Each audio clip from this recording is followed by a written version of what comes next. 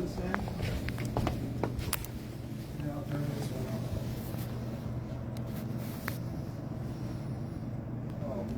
just took 3 pictures of you.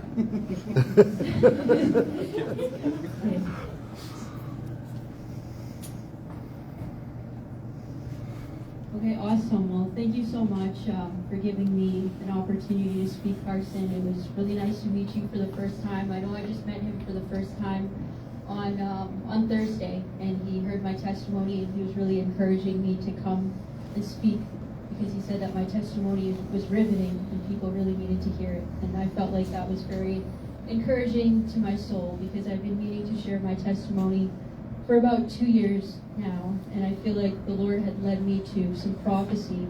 He led me to Mark chapter 5 in relation to Jesus healing the demon-possessed man. And I've struggled a lot, as someone who at one point was unsaved and didn't grow up in a Christian home. I actually grew up in a Muslim home. So I had a lot of generational curses on my life, and I struggled with a lot of things.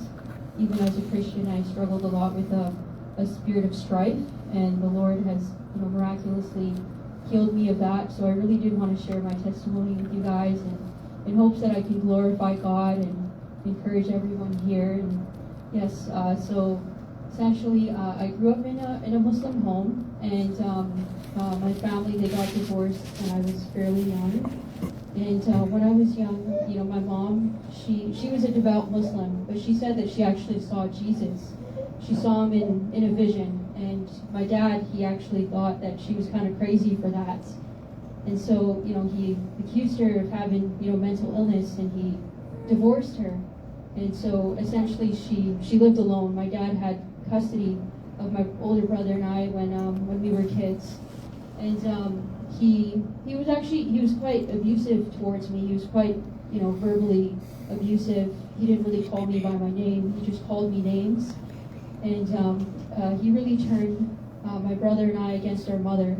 So, we didn't have a very close relationship with her at all. We grew up here in Edmonton, and, we spoke English. She actually spoke Urdu because my family's from Pakistan. We've been in Edmonton since the 80s, but I was born in the 90s, so I didn't have a very close relationship with her, and I wasn't allowed to see her until I was probably in the 3rd grade. So I was just raised by my father, essentially, and in our culture, there's a lot of favoritism, towards the men, not so much the women. So essentially, I had to raise myself, which was very hard as a young woman. And I tried to get closer to my mom and my cousins by practicing Islam. So when I was a teenager, I would pray 5 times a day, and my mom, she taught me how to read the Quran. But it just felt more like religion. It didn't actually feel like relationship. And so I struggled quite a bit, and oftentimes because my dad, he was so verbally and physically